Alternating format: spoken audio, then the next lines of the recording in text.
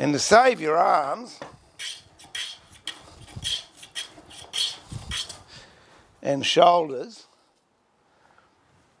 the way I plane is I've got a foot planted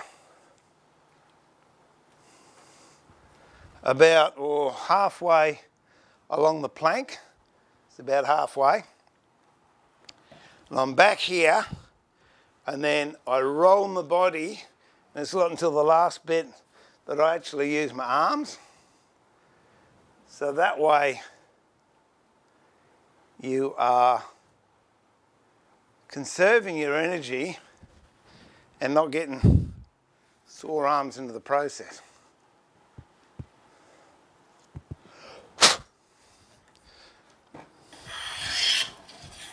See, so that's just body lean up until there, and that last bit, last 6 inches is the arms, rather than standing there and doing it like that. So I tell you what, that'll wear you out real quick. So it's here, leaning forward, and then that last bit is an arm push.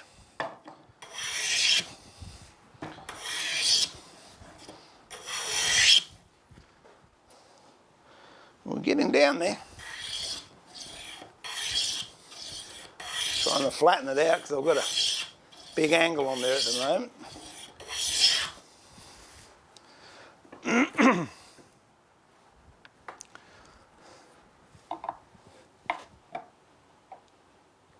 Well, there's the thing I just thought of. I've put that on its side. Normally, if I'm using just a normal plane, I don't care, I'll put it down like that. But something in my brain put that one down there. The reason being, these things, when you adjust them, you've got a lever cap and pressure here and an adjuster at the back. So that is very, very solid. That blade is not going to move. These things, on the other hand, don't. They've just got this wedge in here, which isn't all that solid. So if you drop that down, you can quite easily move that blade back. So that's just my 2 bobs worth, for what it's worth.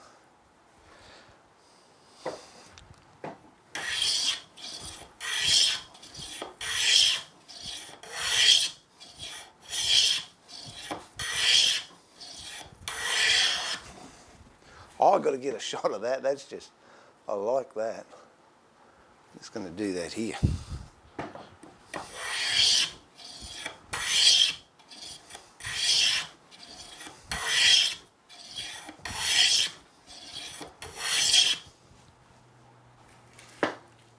Now I'll go back to all cams. Okay. A little bit here.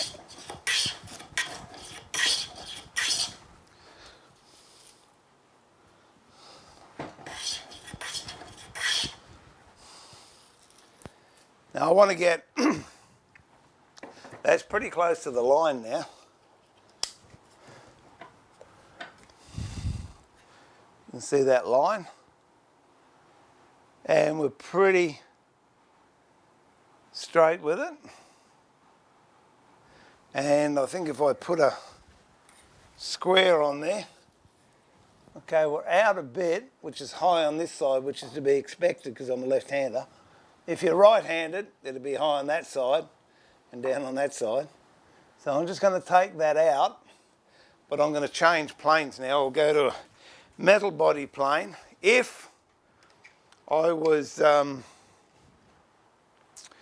working in a workshop, a couple of 100 years ago, I would have another plane very similar to this triplane or jointer, and it would have a finer set on it. So it was interesting talking to Terry the other day, off air when I wasn't streaming afterwards, and he was saying the old days they had 3 beddings for the angles. That's the angle that the blade is at, and there was one at 45, which was for really rough work, one at 50, which was general work, that's a York pitch, and then 60 was for cabinet work. So that backs up what I'd say if I was actually in a cabinet shop. Oh, goodness gracious. In a cabinet shop years ago, I would have another plane there that would have a finer set on it. So in this regard, I'll just use the 7. And I've got to take this angle off here, so I'll take this high bit first, and you'll see as I'm doing it, you're getting very thin shavings coming out because I'm just working on this edge. As that starts to come down, the shavings would become wider,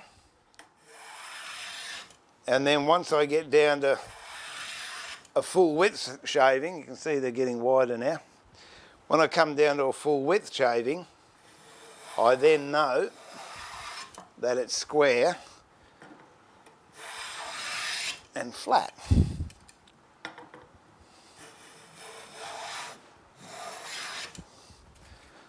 I reckon one more should do that.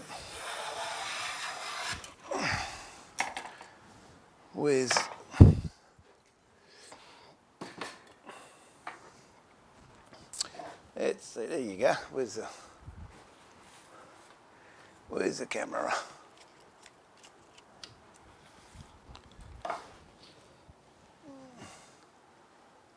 Okay, so there you can see that that's now square. So this high angle here, the only reason I get that high angle is because when I'm planing, I'm putting more pressure on this side of the blade, which is just a natural occurrence.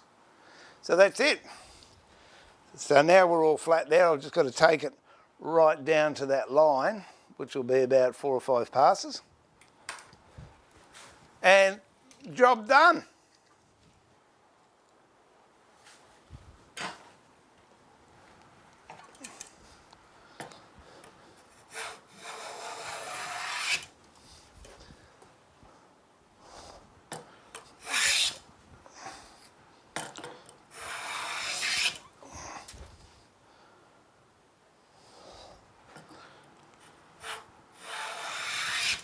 I reckon another one and that'll just about do us.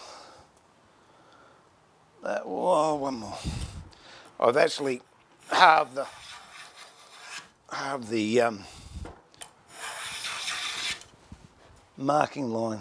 So that's it.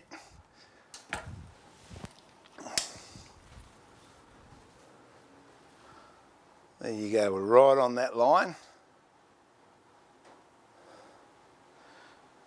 Don't worry about there because that's why the pencil jumped. And it's square. What more could you ask for?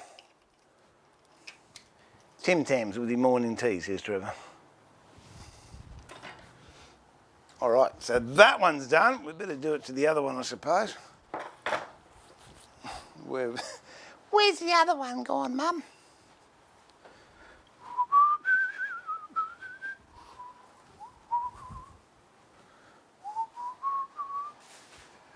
What did you do? Did you eat it, Bob? You're sighted.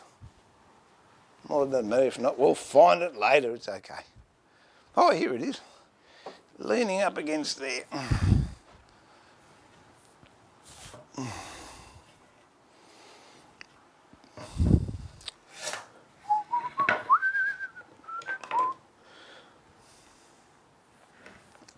Let's have a look, see which is the nicest face. It's a bit manky. So we'll have that as a nice face. Whoops.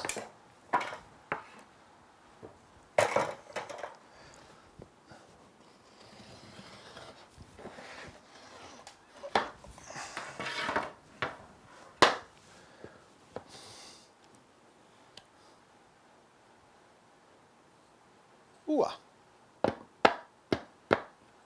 The pin just came out. It's not a good thing.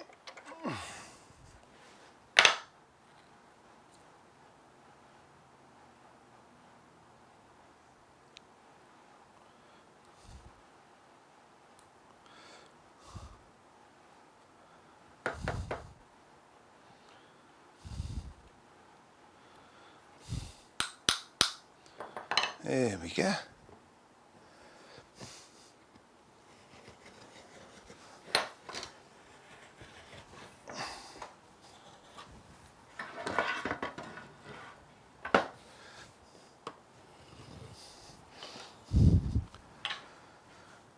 And I'll run a pencil down there.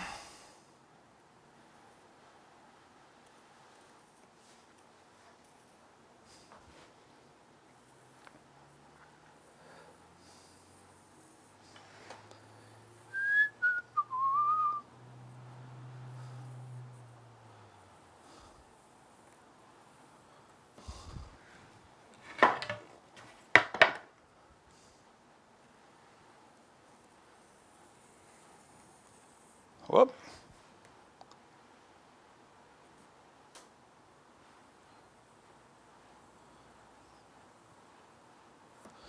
There you go. Grain direction's running that way. So we'll drop it in here and do that. I'll put that up there for the tick.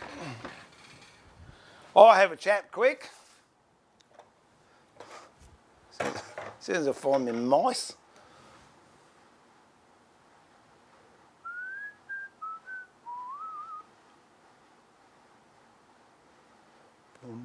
Hey Pascal, welcome to the workshop.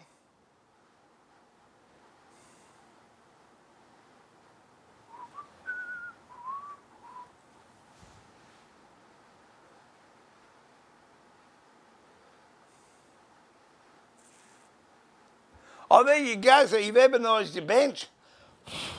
Yeah, that happens. If you ever have any water on a steel workbench, whether it's a table saw top or a jointer or thicknesser, and you leave water on, they put timber on it, it'll rust your bench and turn your timber black.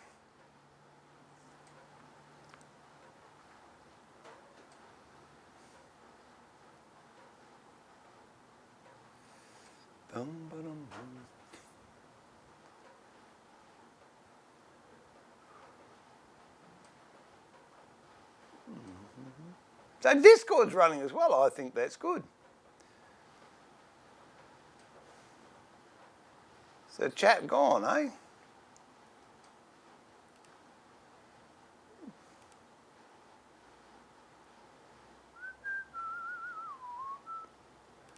Okay. Well, it looks like the internet's dropped out, but it doesn't matter. I will keep going, and then when we get the net back, I'll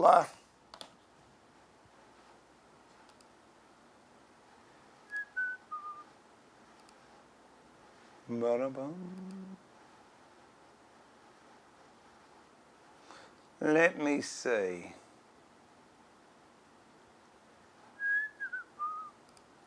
Well, it looks like that one's not working.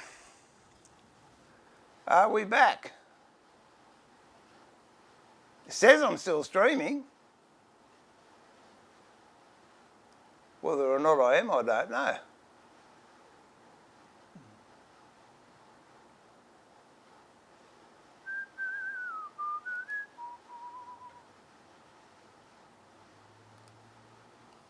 Ba-dum-bum.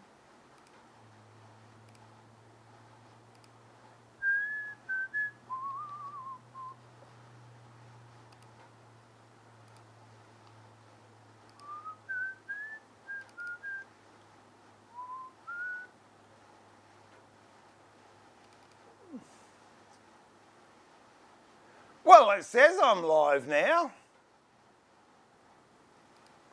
Oh, we're back up. Well, that's a weird thing, isn't it? All right. It's just one of those things. We're back. I don't know what happened. It said the net shut down at whatever it was.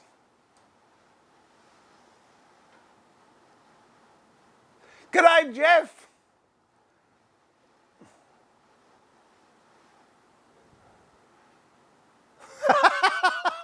Sorry, Brian, didn't mean to give you the hiccups.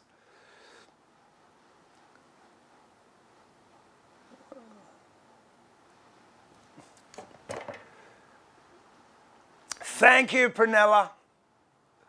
G'day, Marco. How are you? Oh, I appreciate that. Thank you so much.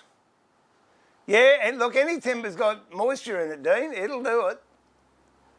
Well, that's good. No, I lost everything from 1/4 to 11, but now we're good.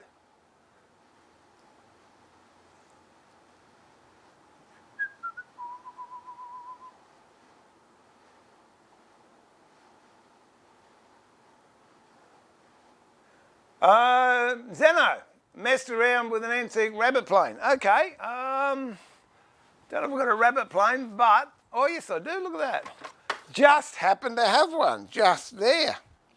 All you do is, this was one I actually, what did I do there? What the go with that is, I think I might have got the body from something else, I don't know.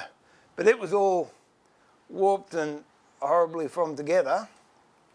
Let me see if I can get this back up. Okay, so there you go. That's a, I think it's a Matheson. Certainly looks like one. No, it's a no-namer. But anyway, it's rabbit plane. So what you do is with a wooden mallet, it's been in there for a while, I think. See if we can get it out. Been there for a while. There we go.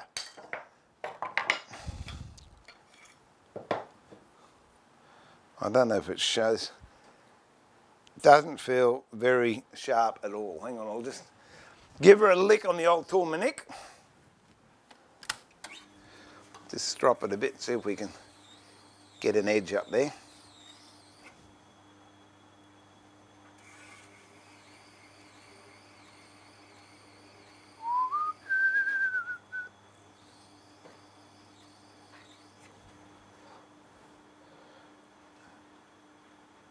That's got him.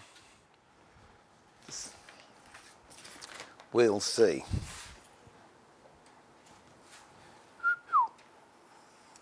Okay, yep, that'll do. That will do for the purpose of the exercise. So you pop your blade in.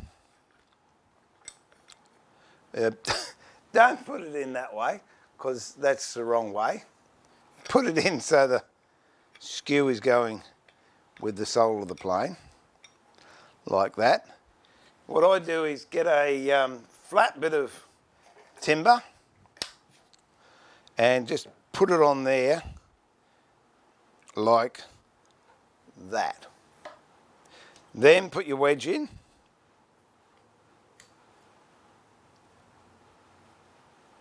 This wedge is going to go out. I've got to turn it around this way because I'm a Molly Duker.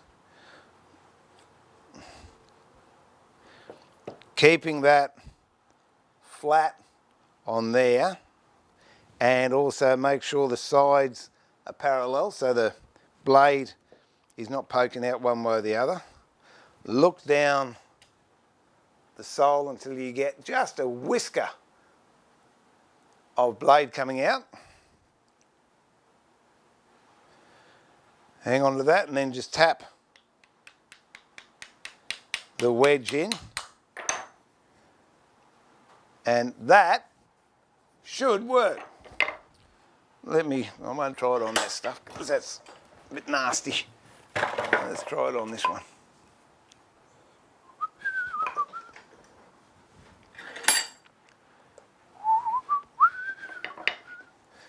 Put a little bit of lubricant on the bottom. As I said before, I like using oil on wooden planes and wax on metal planes. That's just raw linseed oil.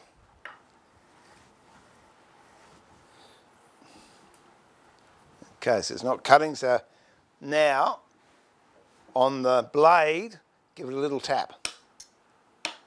And then tap the peg home. No, still a little bit more, just gentle taps. There you go.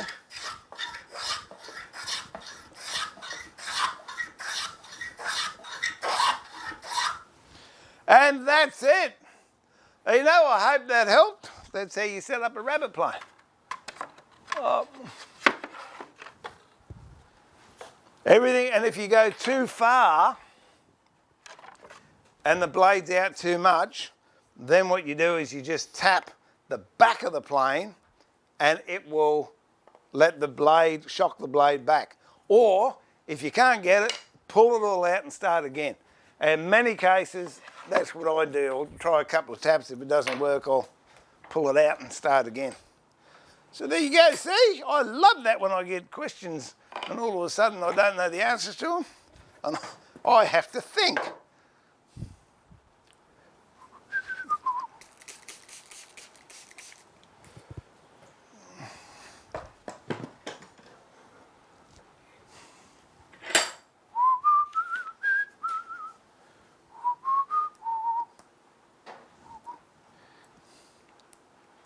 Yeah, our internet's dropping out a lot lately. I guess it's because a lot of people are at home and they're on the net and it sort of overloads the system a bit. But we've been fortunate, we haven't missed out on too much.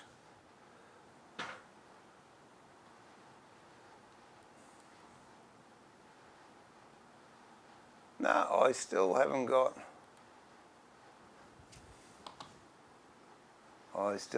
the internet. Or where did I want to go? But it's saying that the chat room's gone.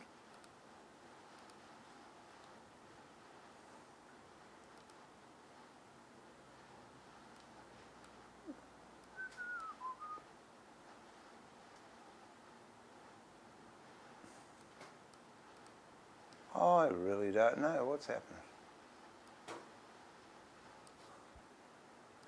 Let me see.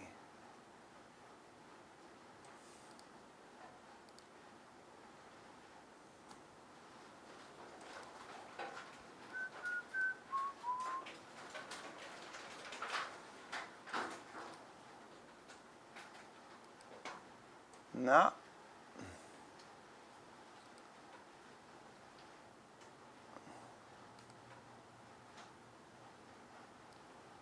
Now, look, I really don't know what's happened there.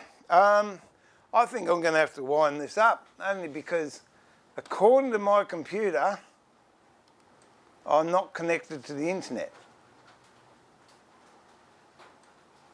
Oh, wait a minute. What are we? No, well, I'm still here.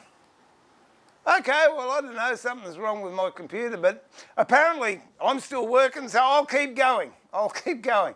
What I'll try and do is I'll try and get the chat out again, and we'll see what happens then. Oh, no, g'day MC, how are you? All right, so that's all working fine. Okay, I'll endeavour to get a chat room open again. How do I do that? I'll do that, okay, and I'll pull that over here, then here, then there, then there. No, it's all good, I'm back. So Nev, welcome to the chat room. I've just seen that one's coming. Oh, well, thanks, Elon. Oh, that came through. I've got a new chat room now. I have no idea what happened there. Yeah, you do keep me on my toes, that's it. Oh, okay, Wombat, thanks for that, cheers. Good morning, Robert, afternoon. Yeah, they're good curls, aren't they? We've got some we're going to actually set in, see, Prunella, I still got them. I still got them here, the Heidi curls. We're going to put those in resin when I get around to finally getting up to the other workshop. Lovely curls, that's it. Hey, didn't Steve tell us the other day not to use metal hammers on metal parts of a wooden plane? He did. But I will, you people, you just hang in there too long. But I will explain why on this Matheson. See, you brought it up. Okay. Here is a mallet. to hit this blade here effectively with a mallet, you can't because it's so thin. With Terry's planes, which I reckon I was talking about at the time, you've got a blade that's up here. Not a drama, you can hit that with a mallet. This one you can't. This one you'll also know is shiny on the top because when I got it, it was all deformed and burred over and I had to grind it back. These little hammers, they're the only ones really you can get in there and give them a whack with, and it will eventually burr over, so you're going to have to peen it out or grind it off. But that is the reason I don't use metal hammers on metal blades. These old Mathesons, you don't really have a choice. Same thing with that rebate plane that I used. See there? You can't get a wooden mallet to hit that because your wedge is higher. Whereas this little fella here will just go in behind and do it. And you'll notice I didn't use a sledgehammer. And again, I've ground that off because over time it's been used and flared out. So thank you for the pickup. I'm impressed that you actually listen to what I say. But like everything, there are exceptions to the rules. And that is the exception. But definitely on the newer planes, no, I don't advise using metal hammers to adjust them. But the old Mathesons, I hope that clears it. Who was that, the cheeky one? Oh, yeah, Duck. Oh, yeah, I would have guessed it was you.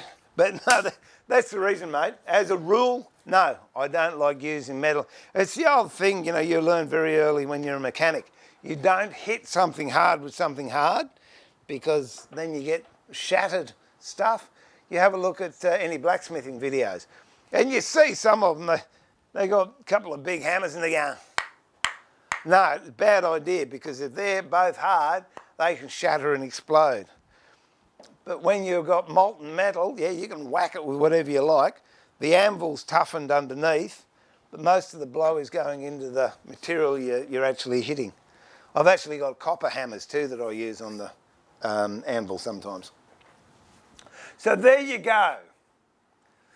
I think it's something to do with HRH when you click on her and everything goes haywire. Oh, g'day, Randy. Welcome to the second half, apparently.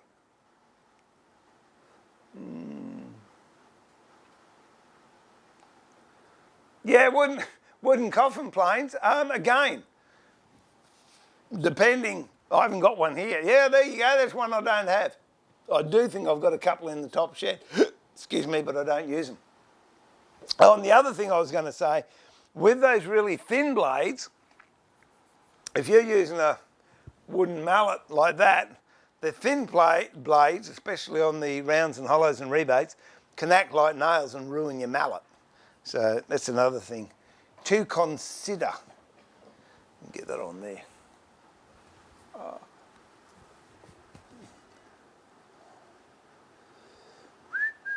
I knew what you meant, Duck. You got broad shoulders, have you, Brian?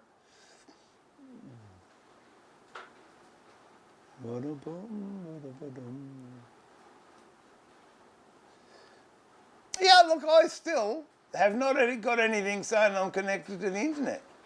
What's that say? Oh, yes, it does. They changed icons on me.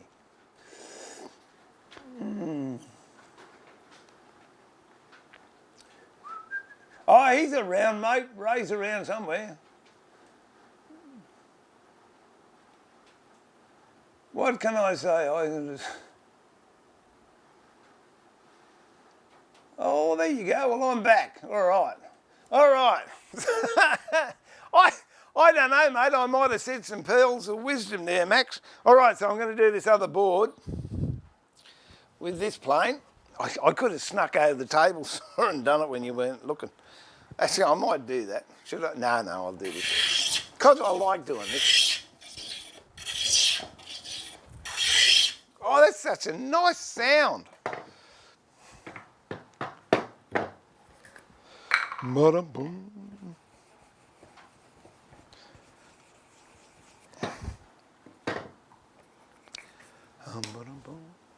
Okay, we'll go all cams.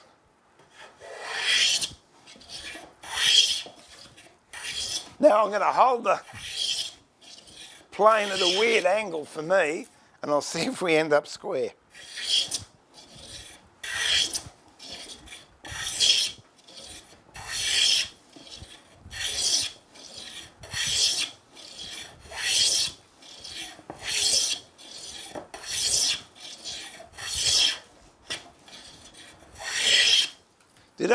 Did I mention you always sleep extremely well after I've been streaming?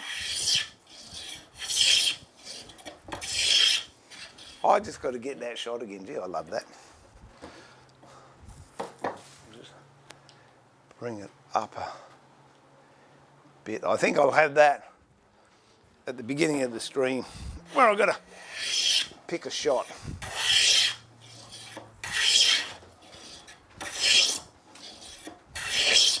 What do they call it? Thumbnail.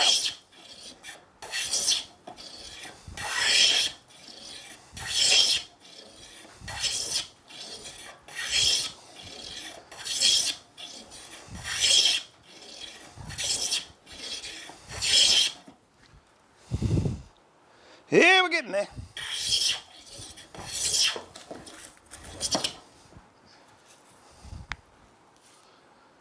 Ah, sharp.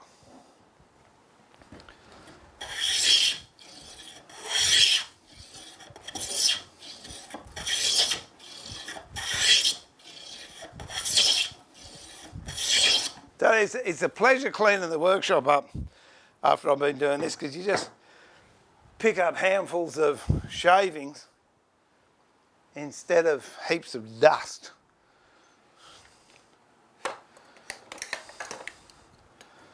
Starting to get a clogged mouth there, so I'll just...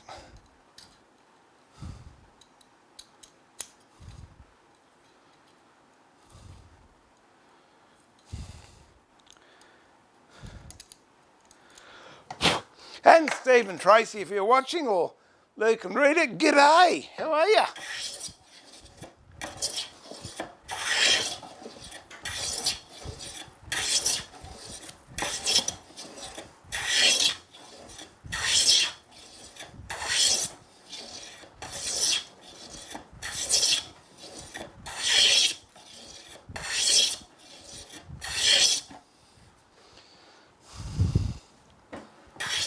I love these planes, they've just got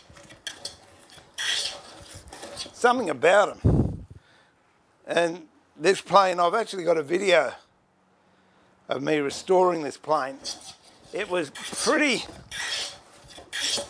ordinary when I got it. I think it cost me $40.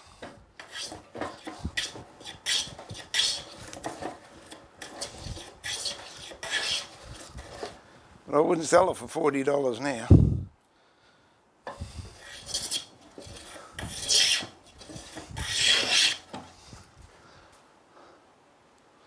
Getting very close.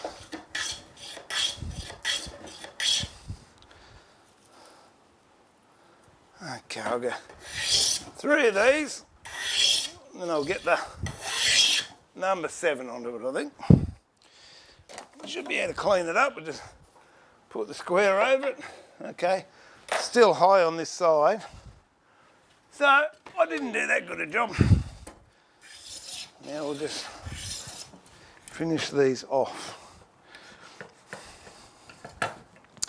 Bit of wax on the plane. As I said, wax on metal, oil on wooden. Keep going down until we get a nice wide shaving, then we know we're flat.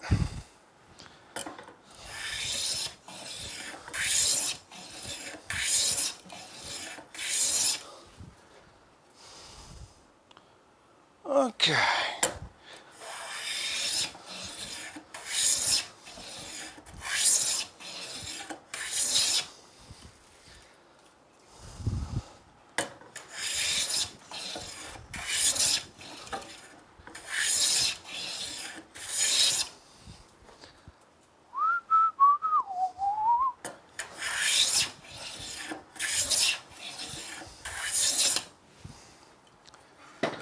Starting to bind a bit. Check for square. Not too bad. Bit of a ridge in the middle there. That's mostly got that. And there you can see we're getting a full width shaving, which means that's now square, which it is, and down to the line, which it is. Oh, here we go. Now I'm going to, after all that, I'm going to actually dock them on the saw, docking saw, because I couldn't be bothered sawing them. But then we'll put the sliding dovetails in. I already missed the last two live streams. Prunella means, oh, hope you're feeling well and it's not coming, yeah, not crook again, Mario. Hope you are well.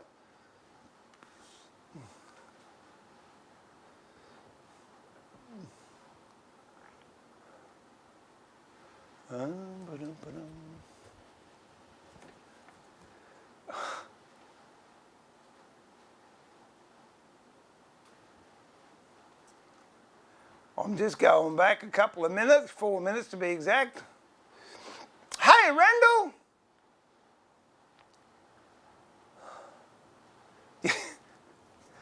Are you still open and running full stream, mate? Rendell?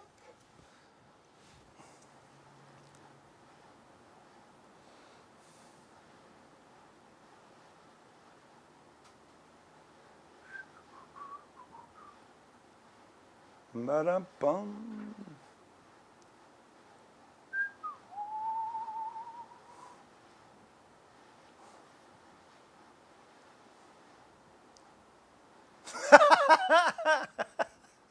Zeno, I like your comment. Feel like going in the workshop and making the same noises.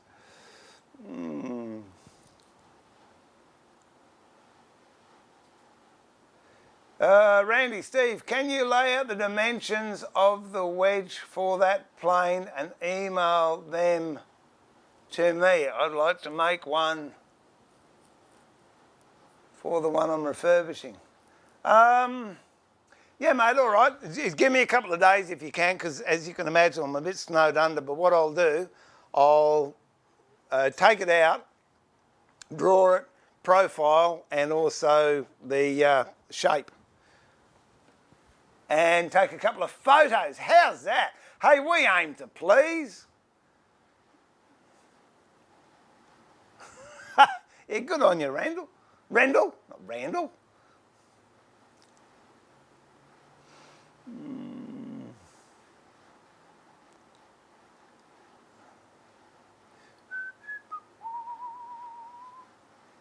I tell you, you're making something nice, Zeno. That'll get you out of the strife.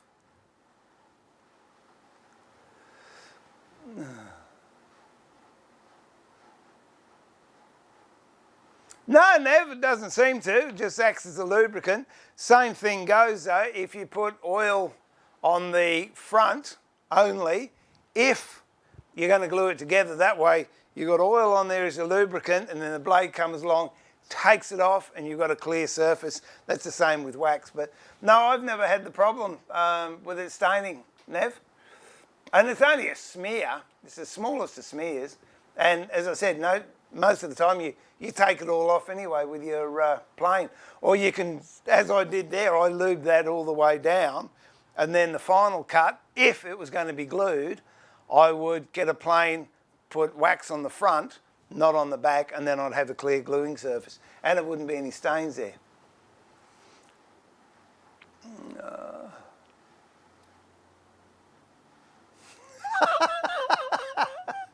Are you on meds? You must be on strong meds, Brunella. That, I like it.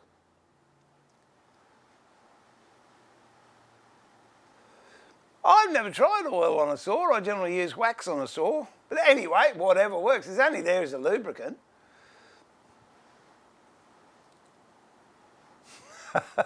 You haven't asked me a question. Rendell, Are they still open or is it online only?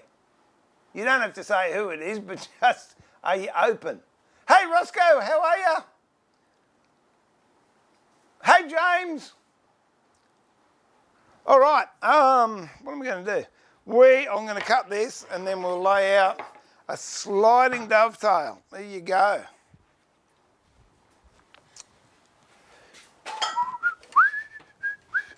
I will be back in a tick.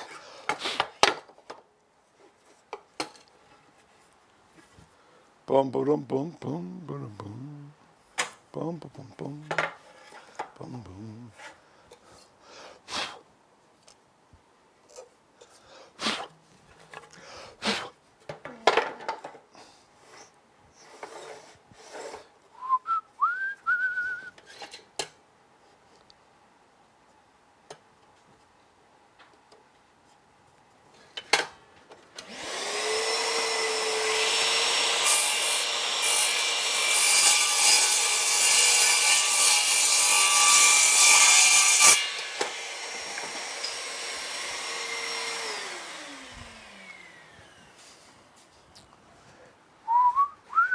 I'm hoping that's right. If not, I've just wasted some timber.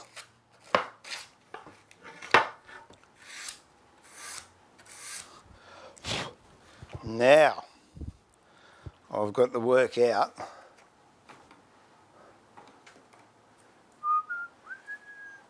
Oh, did you? Well, oh, that's good. Thanks, Rendell. You did answer it. Well, answer it again because I missed it. Yes, you are. Okay, good.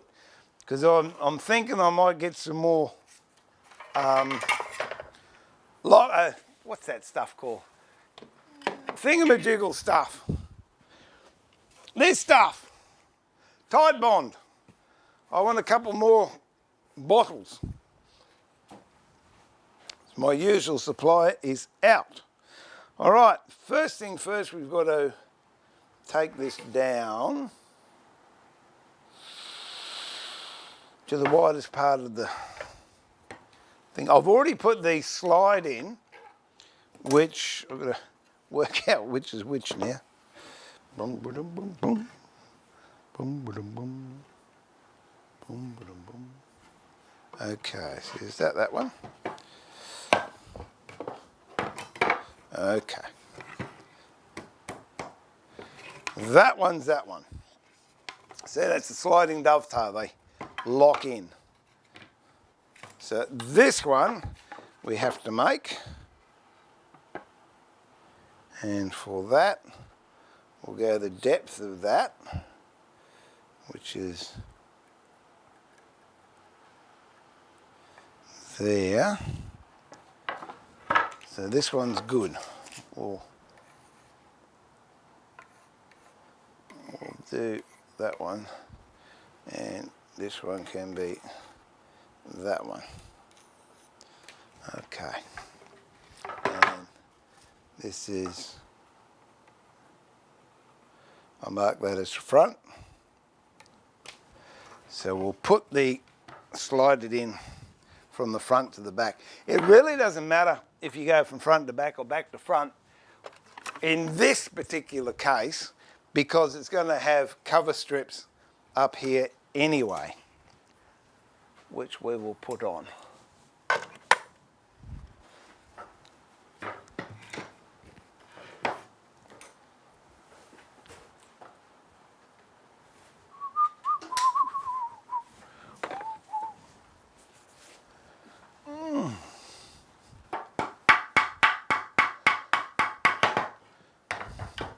And the idea of the sliding dovetail is actually a tapered dovetail. So when you first start, it's loose. See how loose that is? So I'll give you a better one around here. So as it goes in, it's loose, so it doesn't fit. But as it goes in, it starts to taper, and then it does lock. Reason being, if you did one that was exactly the same size as your slide, it would get maybe a third of the way in if you're lucky. It won't get any more than half the way in, and it will jam. and you won't be able to do anything about it. Okay, so now I've got to work out how far I've just got to bear with me, so I said I haven't done these for about 3 years.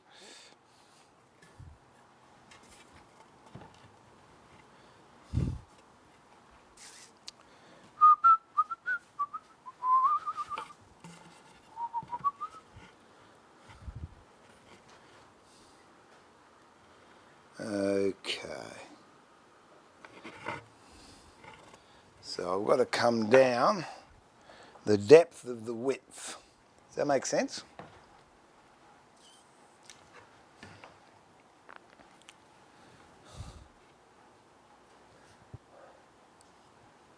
So, this width here, which should be the width of the dado plane, which it just about is, I have to make this part, that width, so it'll slot, that depth, sorry, I've got to put a shoulder on here to that depth.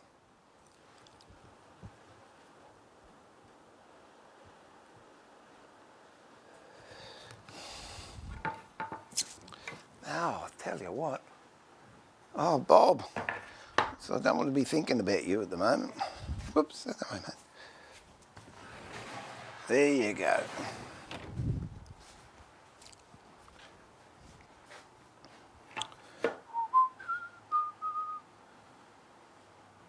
Oh, that's right. No, I'm starting to think clearer now. Okay. What I'm going to cheat here.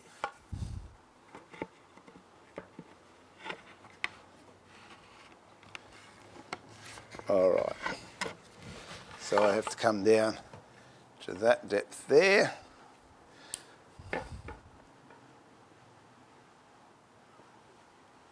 Oh, that's fortuitous. That's the right height.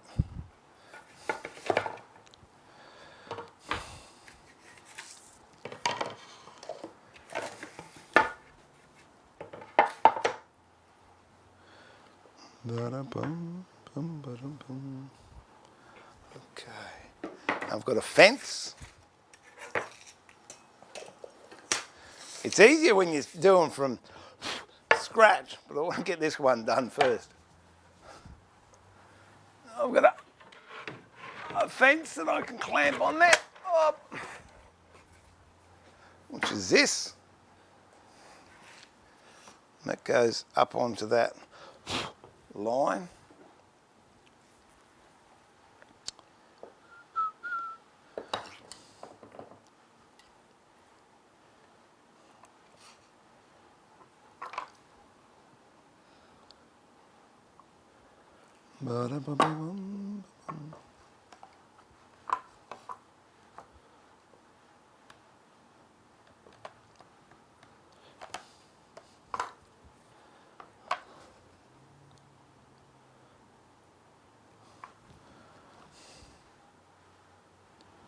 All right. So this has got knickers on it. These little things here. And they will cut the cross grain as I go across. So I'm just going to put the knickers in there.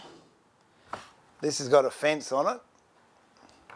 So I slide that up to the fence. And all things being equal, if I clamp that to the table,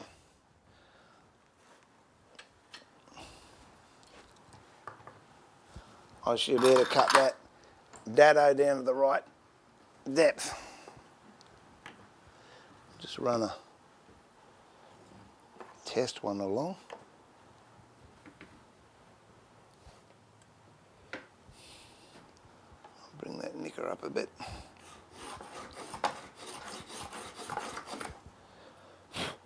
Okay, now that's starting to cut that dado. I've got this set to the right height.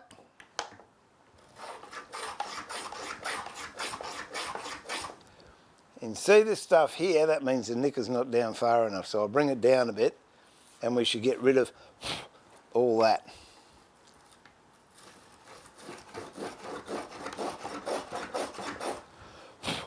See, it's nice and clean now. So now we just keep going until we get down to the depth that the depth stop is set at. I'm just going to double check that and make sure. Yep, that's good.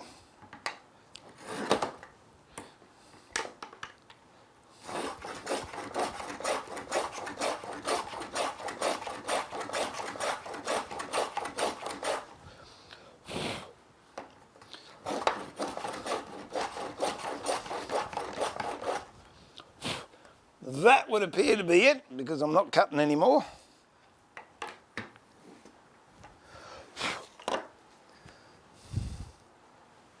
And now comes a bit for putting the sliding dovetail in.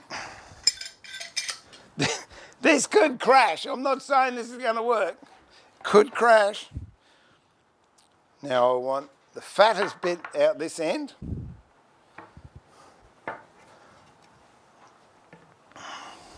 Yep, the fattest part out this end, and then I want it to taper down to here. So I want a taper of about 1 millimetre.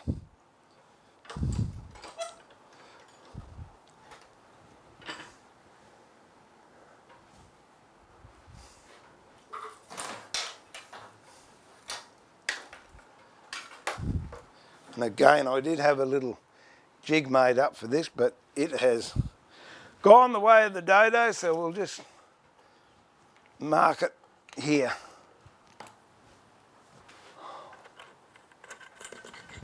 So the fattest part I want here, down to 1 millimetre here. So I'll mark off 1 mil here with me Mr. Magoo glasses.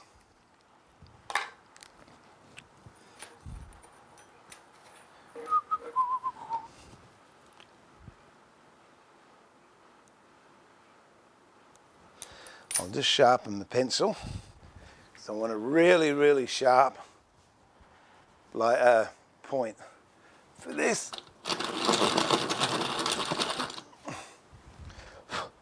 And then what we do when you get it, you actually adjust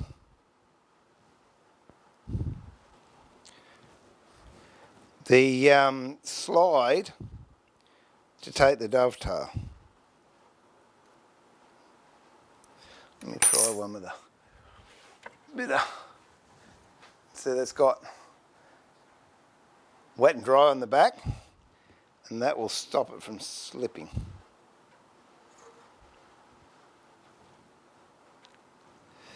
There we go. And then we just go from nothing to 1 millimetre. So from nothing through to that. And I just had a slippage there, so I'm going to do it again. Got 1 millimetre up this end. From nothing here to 1 millimetre. And we'll just draw that in.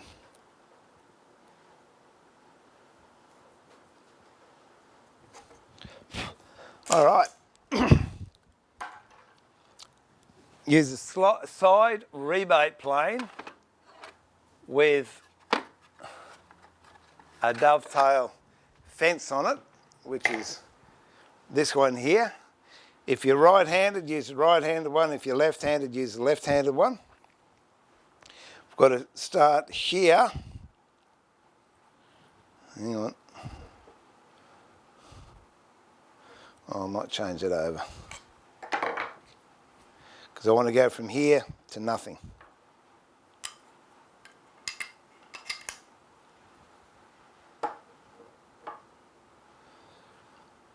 You centre this part, the blade, into the corner of your rebate, tilt it up, then your fence will drop down. That fence is a 6.5 or a 6-in-1, which is a dovetail we're looking for. And then you just start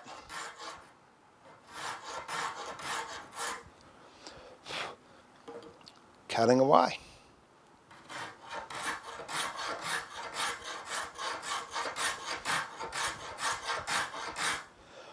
It is like riding a bike. And straight away you can see here there's a dovetail starting to form, going back that way.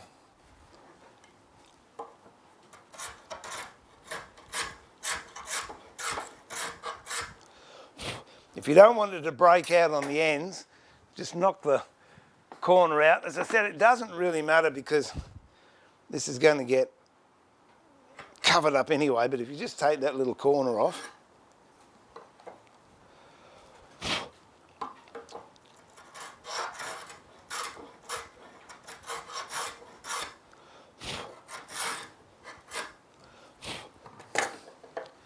I'll use this just to clean up down there, right at the base of the throat. And there you go.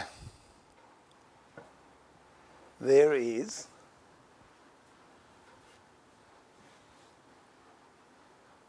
a sliding dovetail that starts thin here and then broadens out to here, which is the front of the cabinet. So let's see how well we go. I'm impressed. You got no idea how impressed I might remember how to do that. Doesn't take long. This will still need those. That's all right.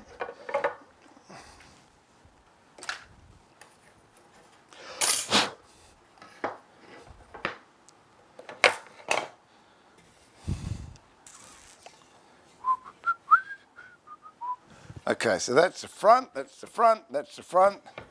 So now we start here and push it back.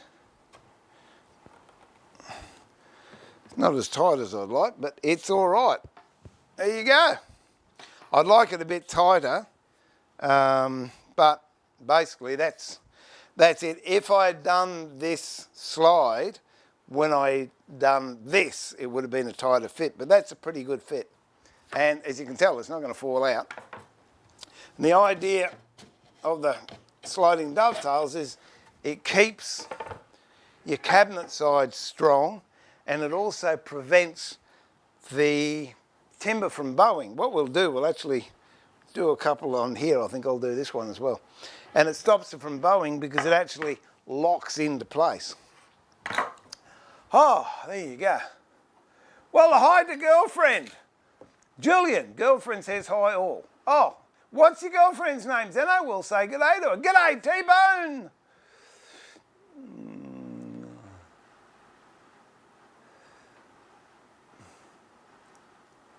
Where are we up to? I'm going back 5 minutes, I think.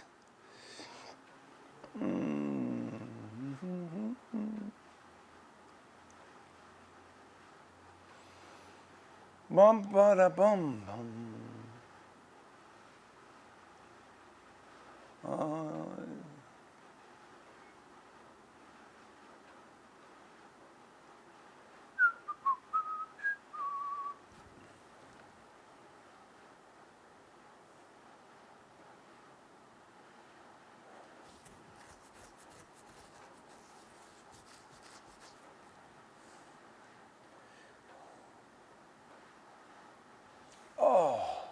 Yeah, mate, Max, all you got to do, put a wood lathe in there. You'll be right.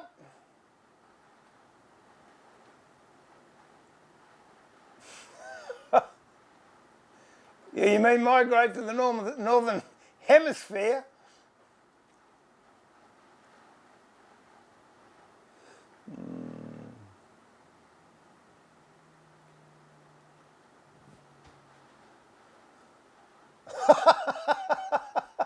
Oh, well, hello, girlfriend. I'll see if I can get to a name in a minute.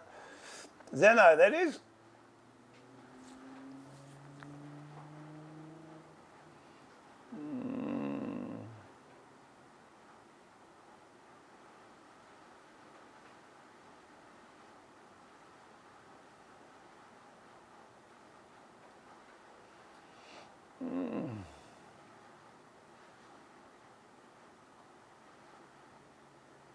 Now, all hand-cut ones, James, are generally half a dovetail. Machine-cut sliding dovetails are a double dovetail, but hand-cut ones are singular, just as strong.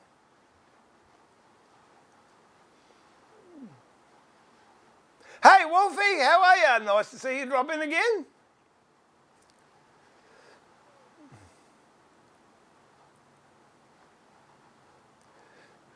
I'm catching up, I think, yep. Oh. I'm like that duck, I'm not going to take the chance.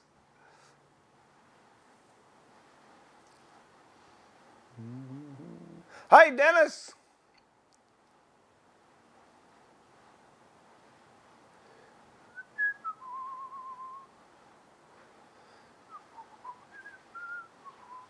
Did Manon just pop in? If I missed that, well, Manon, g'day.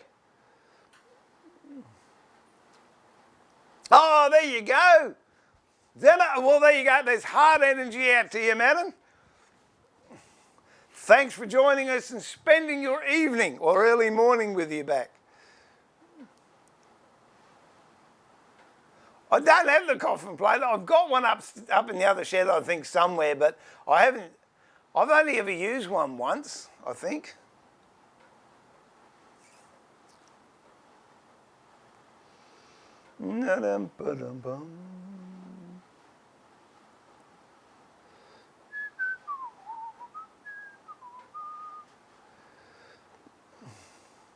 Lindsay, g'day. I made the live session today. Yes. Yeah, look, honestly, I'd love to stream at night times in Australia to help you people out, but I am just so tired by the time I've finished. No. T-Bone, have you seen a jig that holds the tailboard 90 degrees to the pin board when you are marking out the pins? Everyone seems to hold them in place by hand. Well, funny you should mention that. You mean one of these things? Bom, ba-dum, bom, ba-dum. One of those things, T-Bone. We'll stick it up. We'll stick it up. That's this goes in here, or what you actually do is put that there. Hang on. I'll set it up. That's what I'll do. Ouch. I don't know if this most likely won't go because it's too wide. But anyway, we'll do it from here. There you go. No, it won't work. We'll use this. There you go. That'll work. Okay, so this gives you the idea of what it does. Just pretend that's going to be your pin board there. Then you put your dovetails on that. You slide that back. And then you mark out, you scratch through your dovetails there, which then gives you an accurate profile onto the pin board. Or tails, not tails, pins, sorry. Yeah, apparently, well, I got that David Barron, a UK furniture maker. He made one. He dovetailed his, I didn't, I've dowed mine. And it's important to have that gutter in there to catch anything so you get a true 90 degrees. And I've used, as you can tell, I've put brass inserts in there and just doweled it with a mitre. And it works mighty fine. There's a hole in there. So I then, where are we?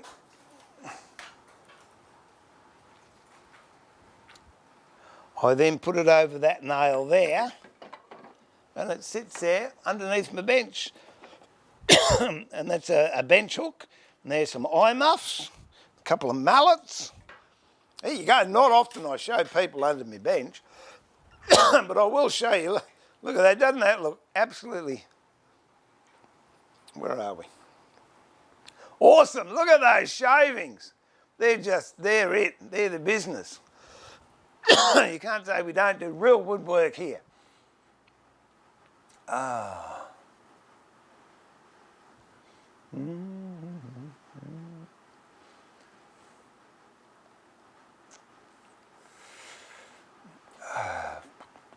I used to use them in place by hand, but that really makes it easy. It's only good for, you know, drawers and what have you. If you get a wide cabinet like that, it's not going to work unless you make a bigger one to stick in your vise.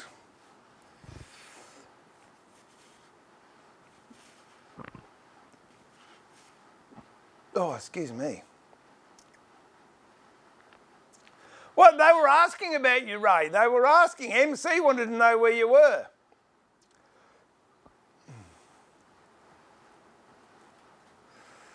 Ba-dum-bum.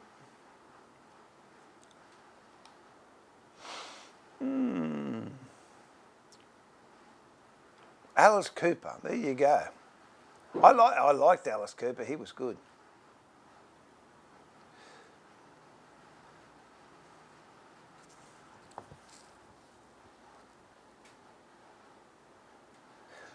Well, there's tension on the shelf in as much as they're held apart, but what happens when you put something heavy on the shelf, let's see, which one have I got? That one, is that gonna, no, that one, okay. When it's in there and you, where are we? There you go. When you push downwards, this bites into the corner and this part here bites into that corner. So it gives you much more stability. Likewise, if you had it the other way. Some people say, you know, you've got to have them up the opposite way to that. But the way I do mine is down the bottom, I have it up that way. But if I was doing one on the top, I'd have it around the other way. Oh.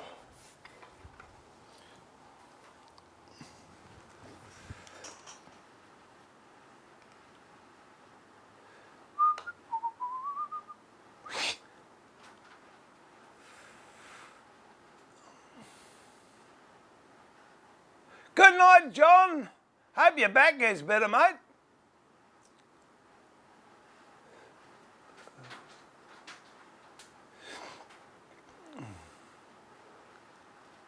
Dobie, you just sneak in too. Oh, no, you were there. Did I get you earlier or did I miss you?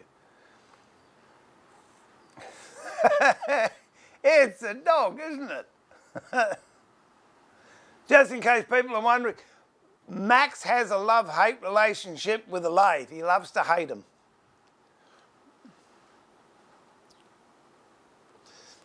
Duck, Ray just explained why we get the squad. Hey?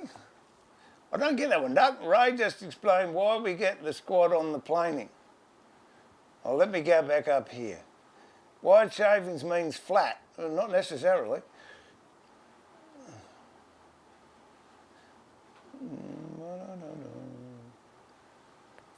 Yeah, it doesn't mean to say it's 90 degrees. I can get flat shavings and be doing it at 60 degrees.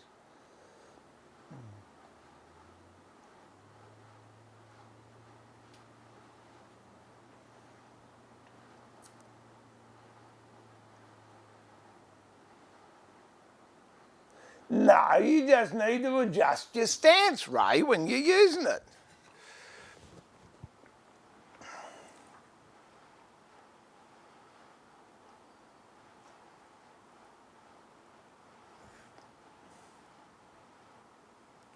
What was the string sculpture? Roscoe, I missed that. No, I don't, right, Max, no, you have my sympathy. Yeah, no, earlier it was level, but that was what, okay. I might have not explained it myself properly. What I meant was, I know from where I'm going, I had, here we go. Let's do it this way. I had a peak because I'm left-handed, I put more weight on this side of the plane. So therefore I actually plane not at an angle. But to flatten it out, I start up here, which will give me a very, very thin shaving, and then through finger control underneath the plane, I keep it in the same plane. It feels uncomfortable because there's an air gap between the sole of your plane and your fingers. But as you plane this down, these shavings get wider until eventually there is no air gap between the sole and your fingers and you get a wide thing. Then I know that's flat. But just because I get a wide shavings doesn't necessarily mean to say that's at 90 degrees. And that's a feel thing. It's just something you just do, I suppose.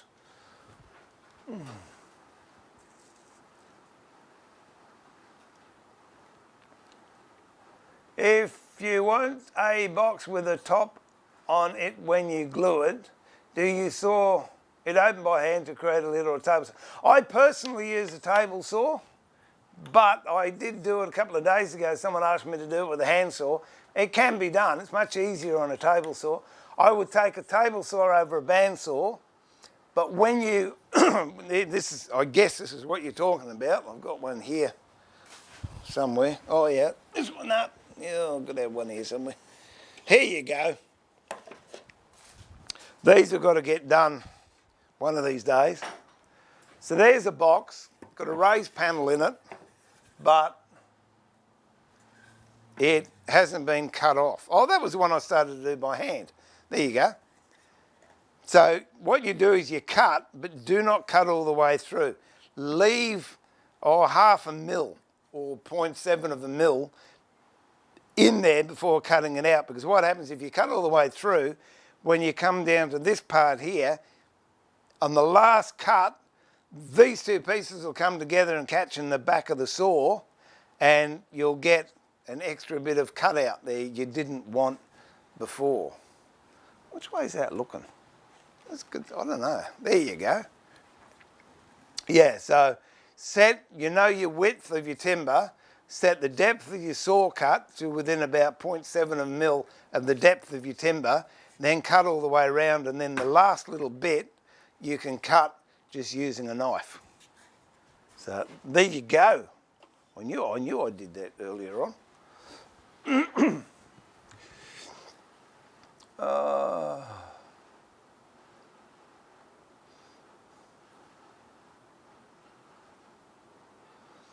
all right then, I'll believe you, Ray.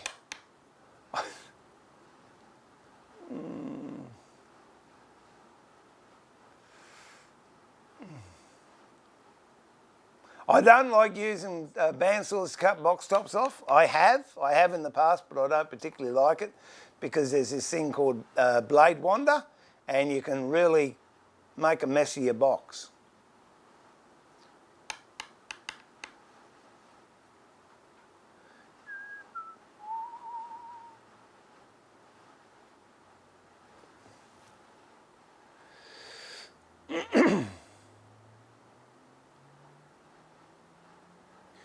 It's the bits of string holding up the C-shaped plastic bits. String holds ends of the C.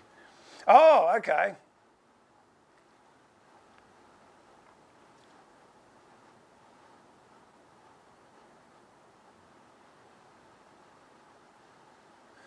That's a bit too deep for me. I can't get my head around that one, Roscoe, but there you go.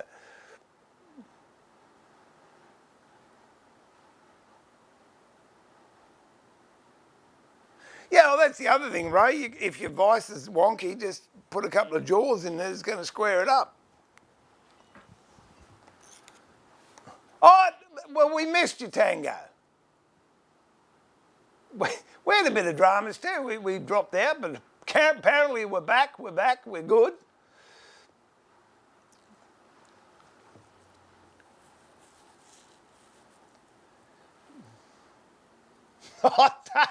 Don't start him, Julian.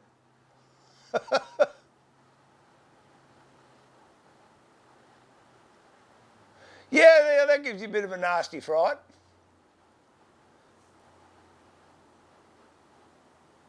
You want me to do one? Hang on, I'll go and cut a box on the table saw. All right, we'll take a break. I might as well do that when I half started to cut. Where did I put it? Here we go.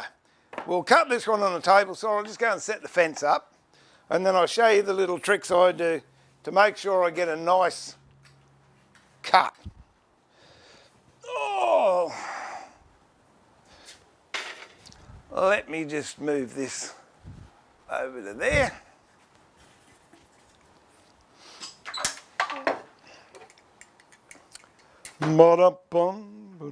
Hey, we aim to please. Whoop. All right, so what am I going to do? I'll cut that where I started that cut, which is about there. So I'll move my fence up. There you go. I'll move my fence up to the outside of that cut.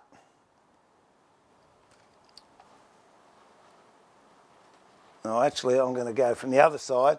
Because I've got a raised panel on that, I don't particularly trust it. I want to have a better contact with the fence, so I'll use the bottom. So that means I've just got to widen that out a bit. We'll put that so it's going to cut there. Move the fence up.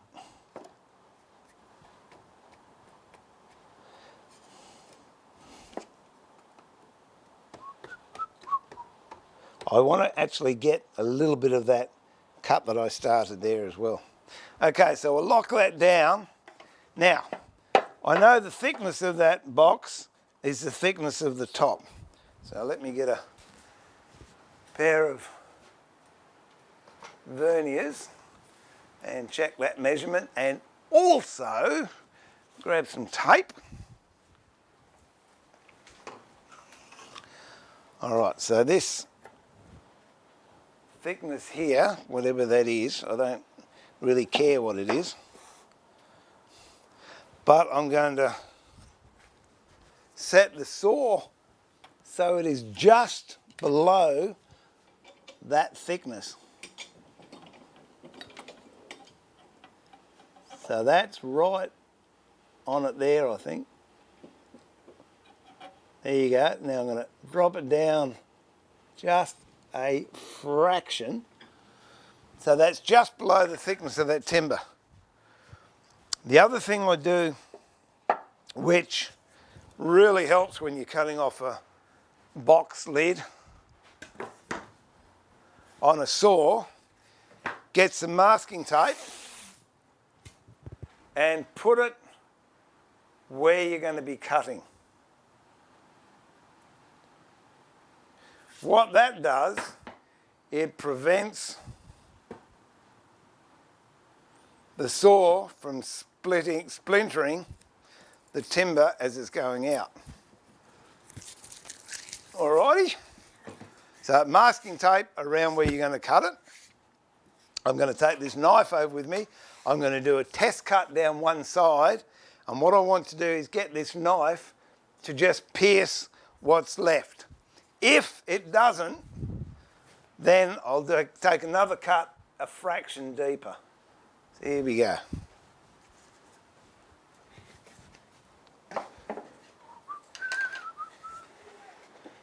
There we go.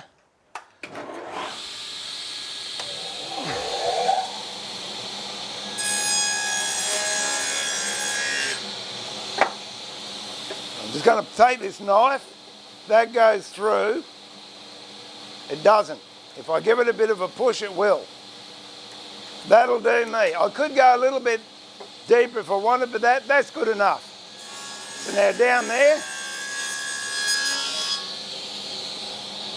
other side.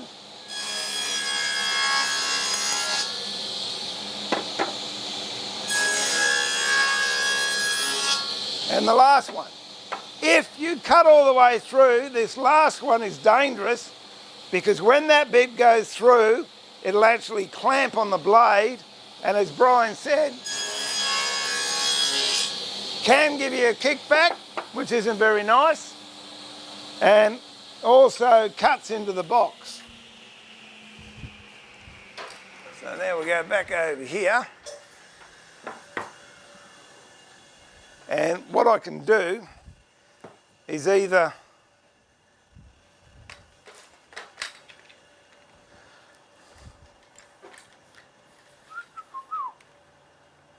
okay, if I can, I'm going to cut through this with a knife just by stroking it,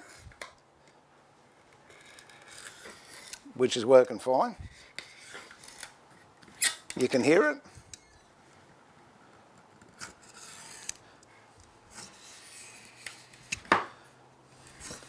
If it's a little bit thicker, that's fine, because I'm through on that.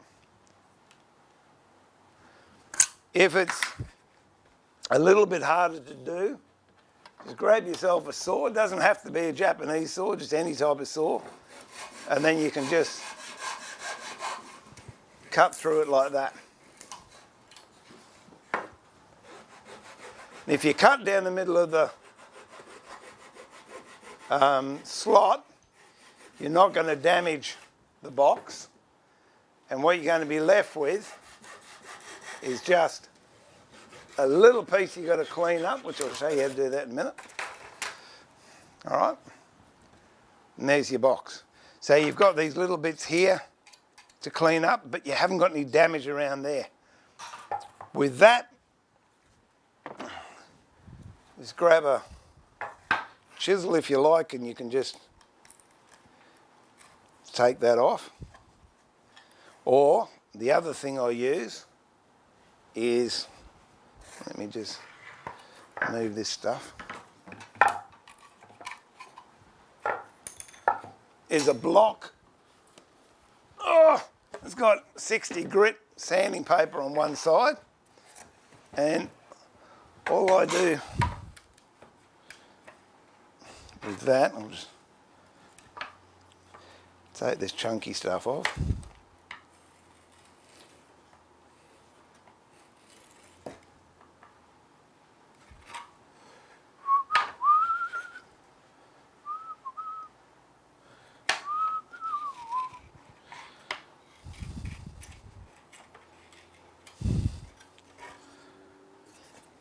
You could use a block plane now. We'll get a block plane out.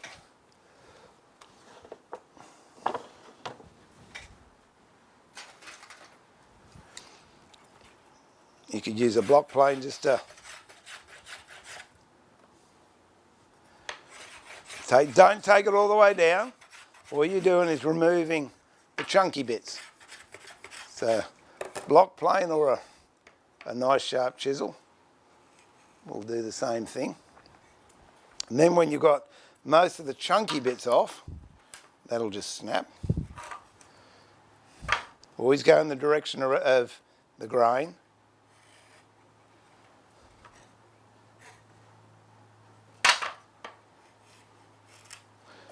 Okay, so that's still not dead flat. But if you've got a board like this,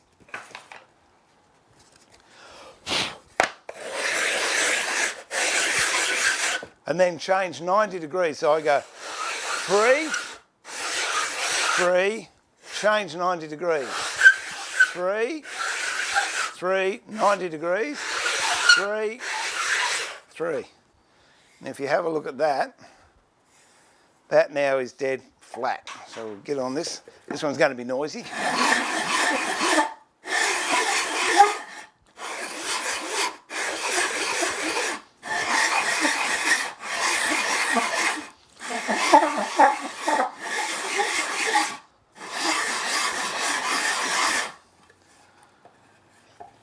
If we join those together, so they are together, just make sure I get the top and the bottom right.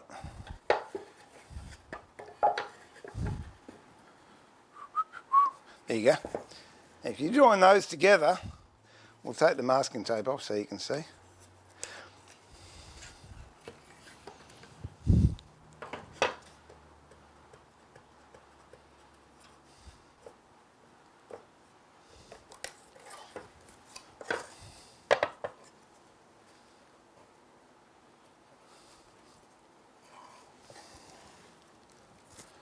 you join both of those together, you will notice, just trying to make sure I've got the same bit of timber. That's it. Okay, you'll notice now there is absolutely no gap around there at all. And it's just a really nice, tight, perfect fit. So there you go, lesson 101, taking off box tops. Now I've got to finish that box. Oh,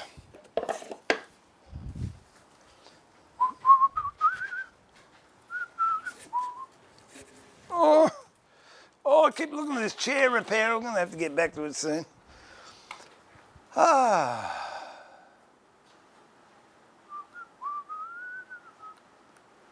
Oh, where are we up to? Let me go back a couple of minutes.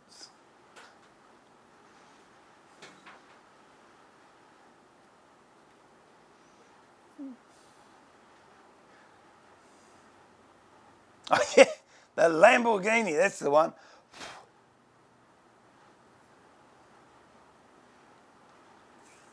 I'll get me number one out. Wait a minute. I should have told me. I could have used it. There you go. For the uninitiated, that is a Stanley number one hand plane. Not made anymore. And when you compare that to a number 8 hand plane, it will give you some comparison in size. There you go. So it's a number 1. I used to use it, honestly, Duck. I used to use it a lot, making boxes, until I found out how much they were worth. And then it just doesn't get used anymore. It's a conversation piece. I had to smile down at Jeff Hanna's place one day, the maker of the Hanna cabinet. And he said, oh, guess what? I said, what? He said, oh, I've got a number 1. And it was upstairs on display in one of his cabinets. I said, at least mine's in the workshop. It's all good.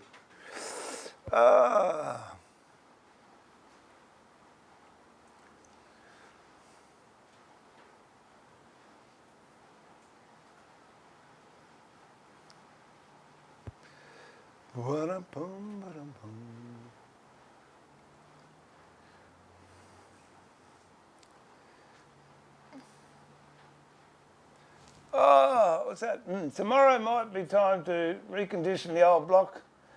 Plain shaped hunk of rust I rescue from Mum's base. Any day's a good day to do that.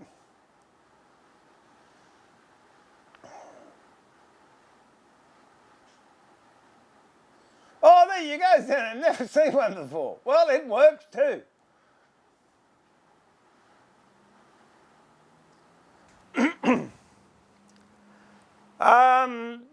I've been offered several thousand for that one, Zeno, but I won't take it.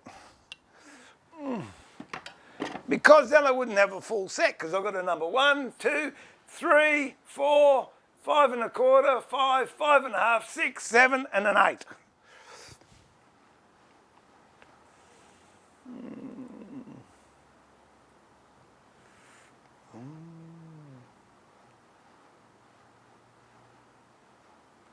Yeah, not quite the same.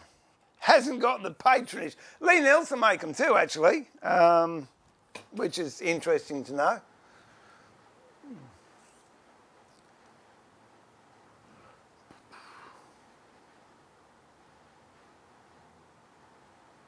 Well, was that any good? Did I waste my time cutting that box top off? I thought, that'd be pearls of wisdom. And no, we're interested in Maggi sauce and Vegemite. Yeah, good on you. All right, what am I going to do? I'm going to make a couple of more sliding dovetails. There you go. Same. When you mark out, if I was doing a bookcase, I'd do these together, but I've already cut these, so it doesn't matter so much. There's the front. I want a gap at the front, 1 millimetre. So I will then go from 1 millimetre here to nothing at the back.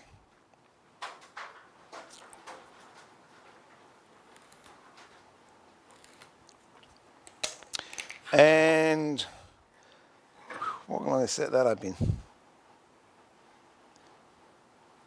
I'll put it in the tail vise.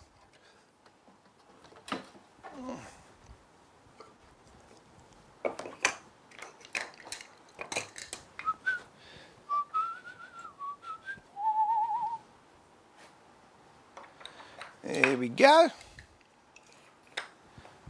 And should have a dog there, which is good. Same. Side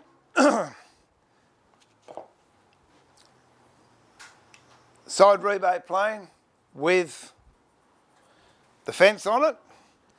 And I start here at the thick end and plane across, which will give me my dovetail going through there. What I'm going to do here is, no, that's going to have to do it, I think. I was going to put something there to stop it from going through. Ba-dum-bum.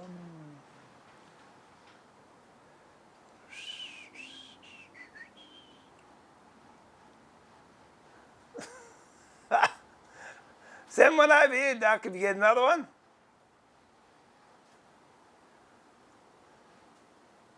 I know, 3-0, combo plane. Yeah, no, get it. They're good. Oh, well, thanks, Lindsay. Thank you. I feel as if I've done good. Okay, all I'm doing here is now putting the slide in.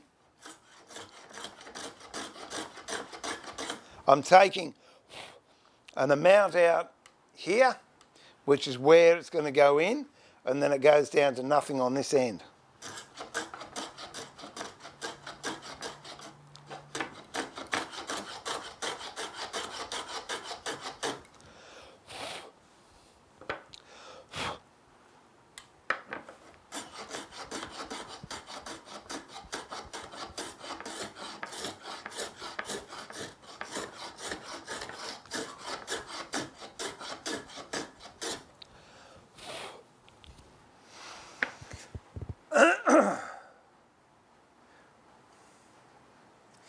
I don't know about it's not the most expensive, it's definitely not the rarest. The rarest one is a corrugated 5 1/4, which I've actually seen. I was really tempted to buy it, but I don't really like corrugated planes, so I didn't.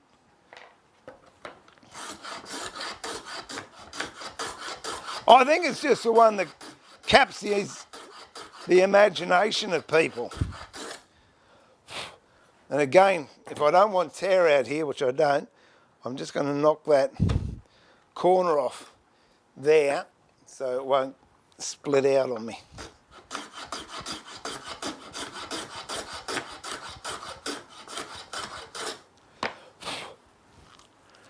That blade is hanging down lower than I would like. And it's actually cutting into the face, but it doesn't matter because we're going to have a cover on there anyway. All right. So that's that one. Do the same to the other one.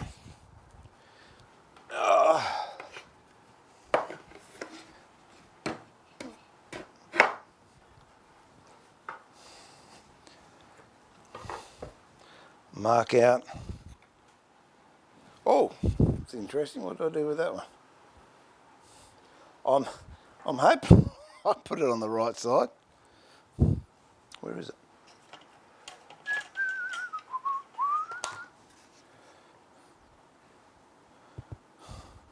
Oh, that'll learn me.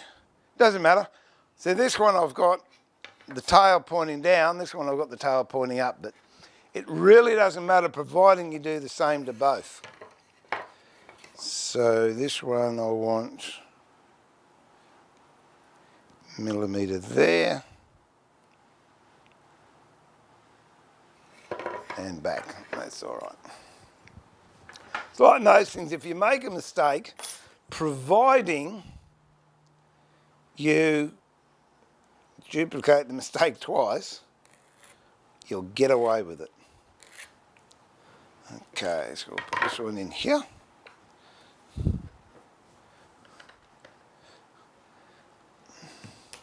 And I've got a cut on this side, so what I'll do is change planes from the left hand to the right hand.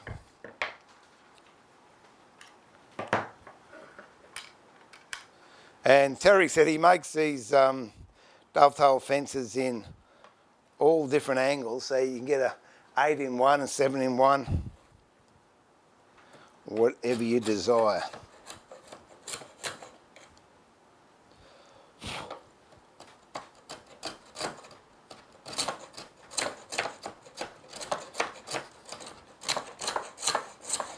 Gosh, bony stuff.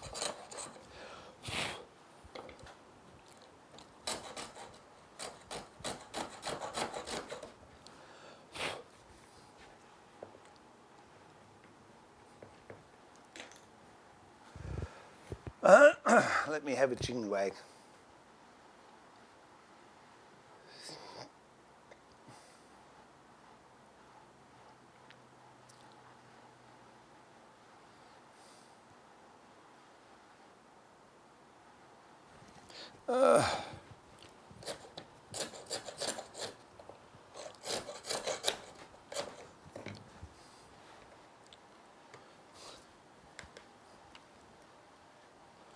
Hang on, I'm going to put a bigger block in there. It's starting to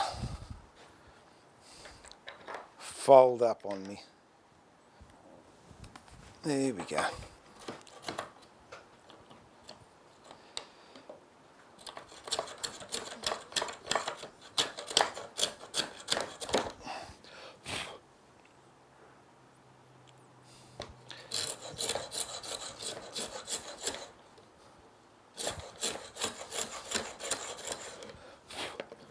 Go and knock the corner off here so I don't split it out.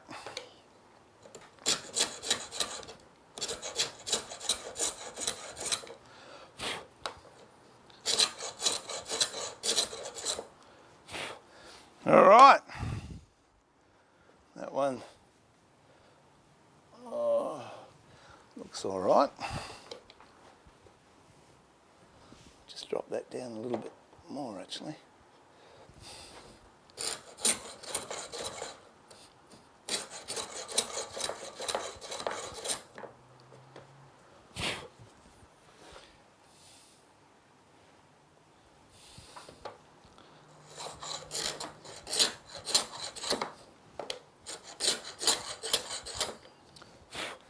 Sounds bony, doesn't it?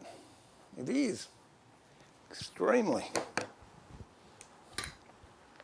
Let's clean out that bottom.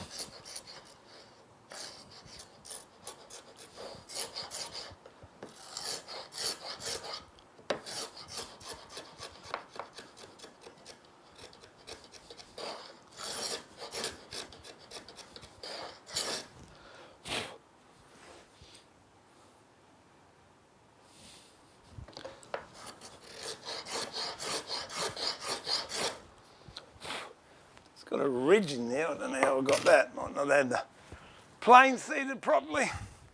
That's where these things come in. Paring chisel. You can just get in there and clean it right up.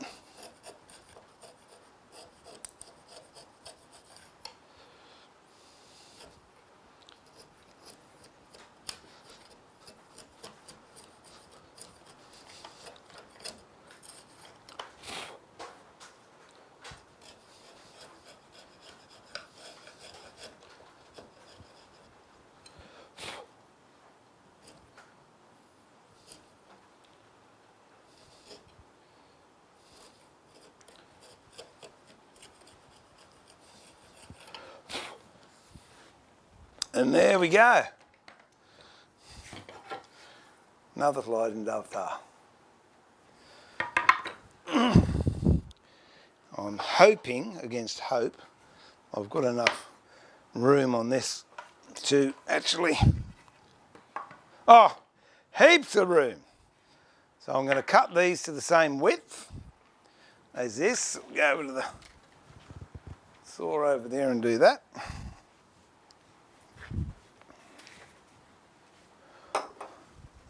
Well, before I do that, I'm just going to double check to make sure that we are within specs here. So this edge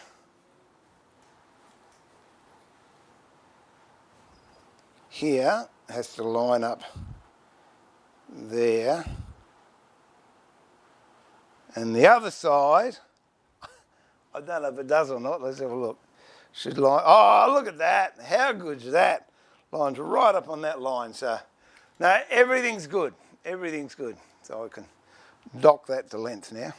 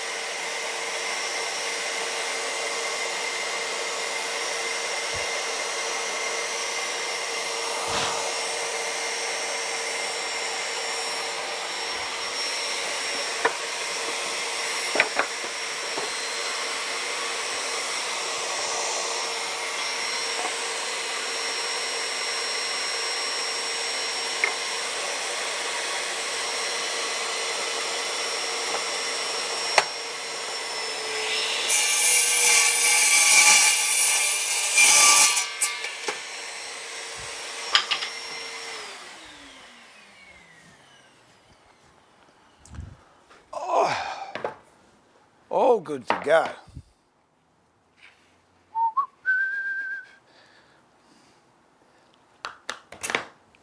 Where did I put the marking gauge?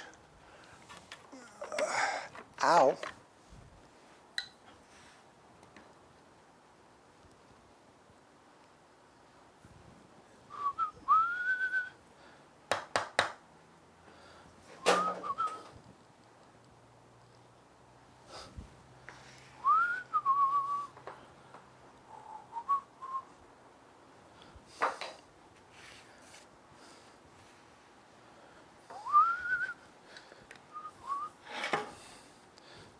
They both pretty much look the same to me.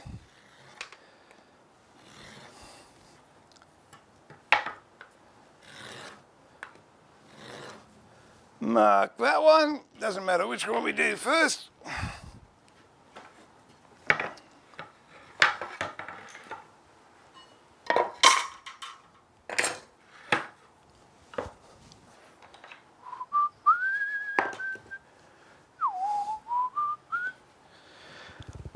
Oh, I tell you, this is better than a game of memory.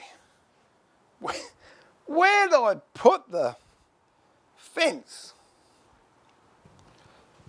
Down there. Hiding it was, hiding.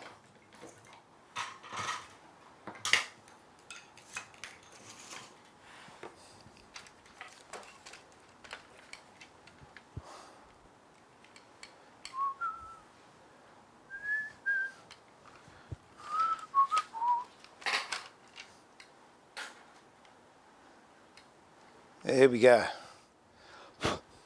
Dado plane. Nicker in the cut, which you slide it and you feel it locate. Move the fence up to it. And that's that. Throw a clamp on.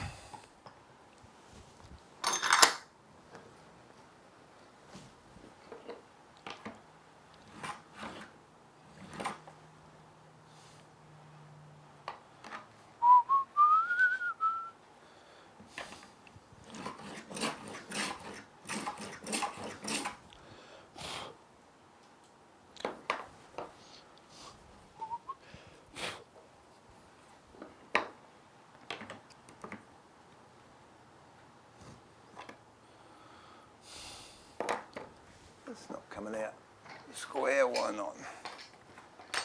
It should be.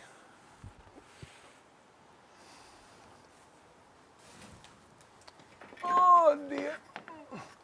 Oh.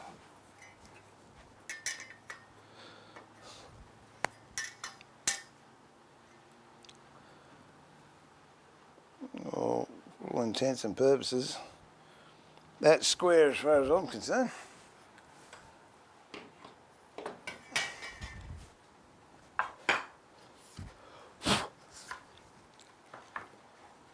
Aha! The fence is moving.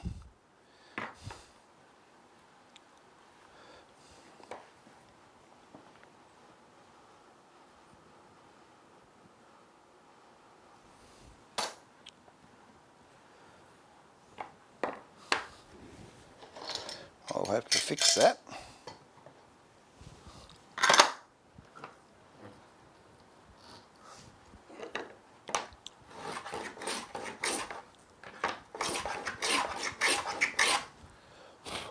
That's better.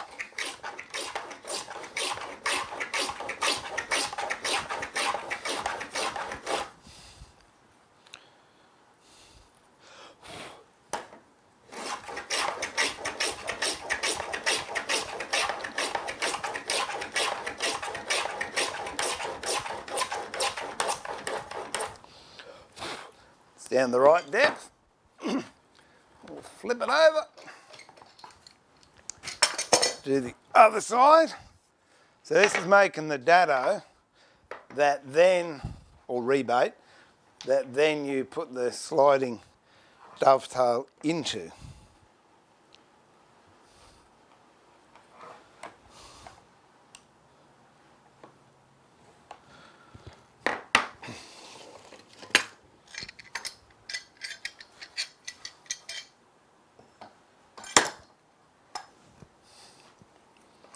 Just move that a bit, I think. There we go.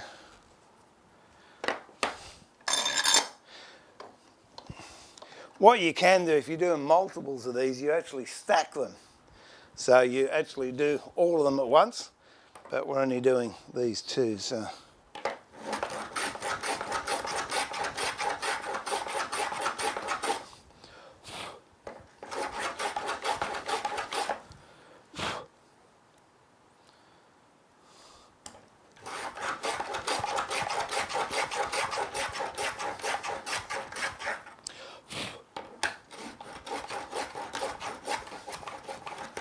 Okay, it's down to depth. I'll just do one of these and I'll finish the other one off later, because I'm telling you, I'm fading fast.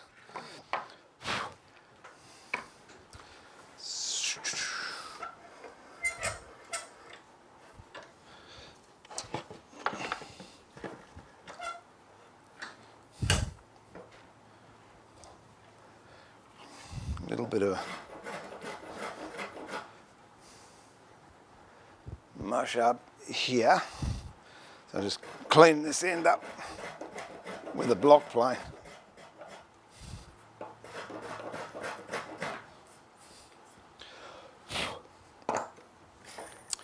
Doesn't matter where you start, because the first one is the first one. You've got to make sure the second one is the same though. Okay, so I'm going from there to nothing.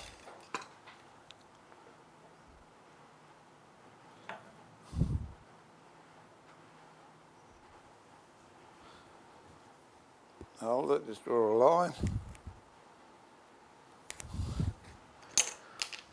I don't know which one we're going to use.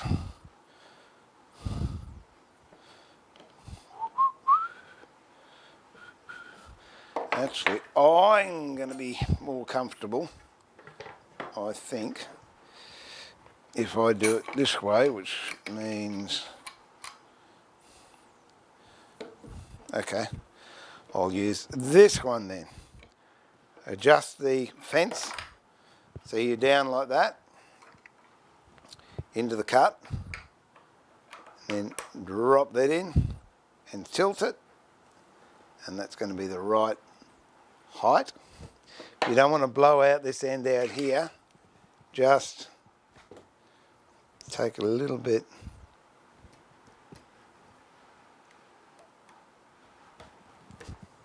off the corner there. And I might put some water in there too.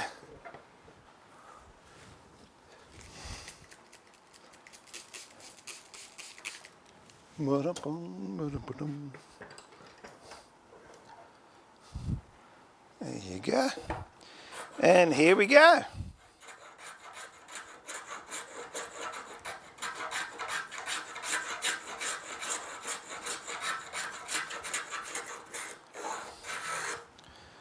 I'm just going to see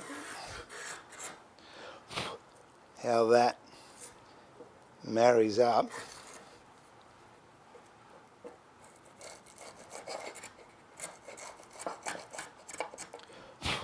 If we have to do any adjusting or not.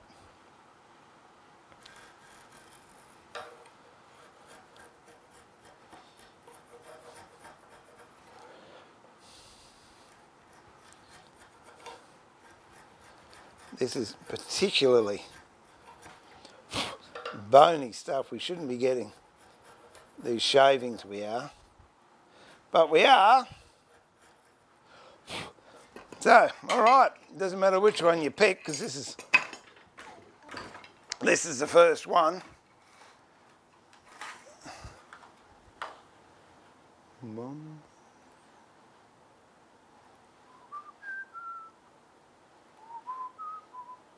I don't want that one. I want that one. There you go. This is the thin end, that's the fat end. Thin end goes in first. So we will do it like this.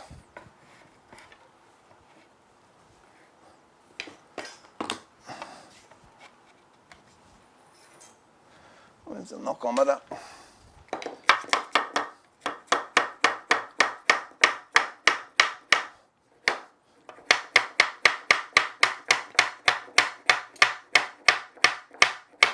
There you go.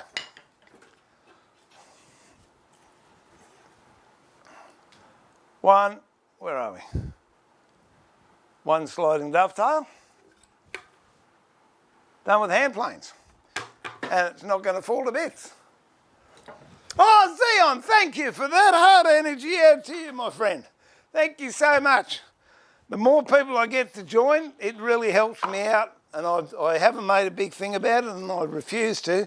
But it does help me out when I'm buying supplies and to run these, because, yeah, it just costs a bit of money for materials and what have you. So anyone joins, I appreciate it. Shows a vote of confidence and helps me out as well. So thank you for that. I appreciate that. Oh, where are we? Where's my mouse? Ah, what are we? To 44. I'll go back 5 minutes. There we go.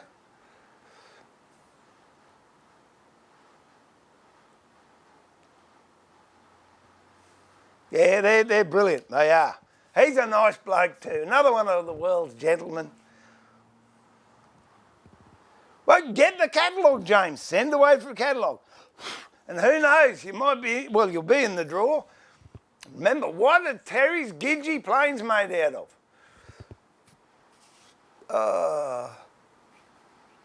Yeah, the chisels are nice too, Ben. I think, now this will make you freak. I'm not sure, but I think these parent chisels work out about $350 each. That's African blackwood handle on that. And again, it's an interference fit. And that is, oh no, that one's silver soldered in there. But yeah, they just go in, give them a twist, and they won't fall out. Lovely, lovely chisels.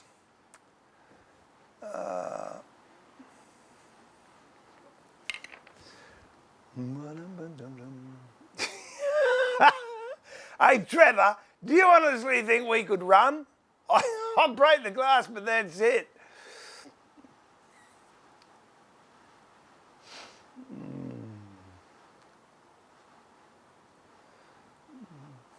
That's the beauty of, I guess, what I do. I buy them because I use them. And I know Trent came around here one day and saw the condition of my chisels. He said, mate, he said, you'll be one of the very few people that actually use my chisels as much as you do. They need a factory remake. So he took them away for a week and repolished all the handles and polished all the blades and polished the brass. They came back like brand spankers. It was good. It was nice.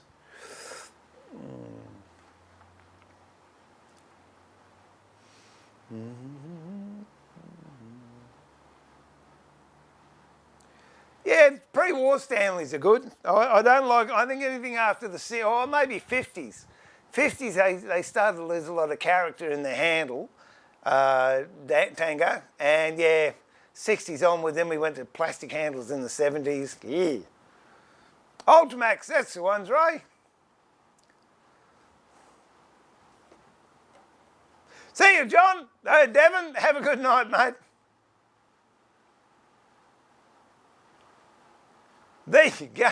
There's no perks at the moment. What I am going to do down the track, though, all these streams, I'm going to put them in archive for members only. So I'll leave them up for a bit because of the circumstances the world is currently facing. But I think after about 3 weeks, I'll start putting them in archive so then members can get to see them again. So there you go. And as Ray says, welcome to the exclusive club. And Brian says they've been over 12 months. That's why they got nice red and gold saw blades. G'day, Earl. How are you, mate? Yeah, look, that's true, Ben. 6 knots. Once you buy a good tool, Brian, you don't lose it. It'll last forever. Oh, well, that's it. So you've seen how to cut the top of a box using a table saw. You've seen how to do sliding dovetails with hand planes. You've seen how to do dados with hand planes. We've marked stuff out. We've cut stuff. I don't think there's been too many disasters today. My voice is just about on the way out, so I'm on the way out. I've got to go and get some cereal. I've got to go and see if I can get some Tim Tams because Trevor keeps mentioning them. And I've got to see if I can get my computer fixed. I hope the computer shop's open. I'll give it a ring. But anyway, that's, yeah, wood turning tomorrow. Where's Max? No, I want to finish this cabinet first. I promised her, no, I didn't promise her this cabinet. I want to finish this. I promised her that blender bench, which does mean some wood turning. So we might go up and do that in the wood turning shed. But tomorrow it'll still be working on this arts and crafts thing. So this is Steve pulling the shed door down again. Thank you for all the mods. There was 3 of you. Was there? I think. Yep. Maybe 4, I don't know. Oh, excuse me. Thank you for everyone that joined in the chat room. Thanks to everyone that's lurking. Hop in the chat room and say good day. If you're new to the channel, please hit that subscribe button. I'd really appreciate that. And the like button. And don't forget, if you want a catalogue, go to HNT Gordon Planes or Plane Makers at HNT Gordon, I think is his email address, and ask for a catalogue. And the answer is, what does he make his, no, the question was, what does he make his Gidgee planes out of?